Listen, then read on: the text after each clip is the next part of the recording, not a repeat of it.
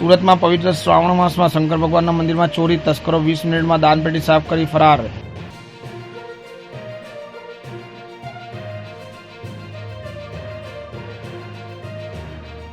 પાલ ખાતેના પારદેશ્વર મહાદેવ મંદિરમાં ચોરી કરી હતી। મંદિરમાં 2 થી 3 જેટલા ચોરોએ પ્રવેશ કરી મંદિરમાં મૂકેલી દાનપેટી સાફ કરી હતી। 6 થી 7 જેટલા મંદિરની દાનપેટી તોડી પૈસાની ચોરી કરવામાં આવી હતી। ગત રોજ રાત્રે 2 વાગ્યે મંદિરમાં પ્રવેશ કરી 20 મિનિટમાં ચોરી કરી ચોરો ફરાર થઈ ગયા હતા। સીસીટીવીના આધારે સ્થાનિક પોલીસ સહિત બ્રાન્ચો ચોરોને પકડવા કામે લાગી ગયા હતા।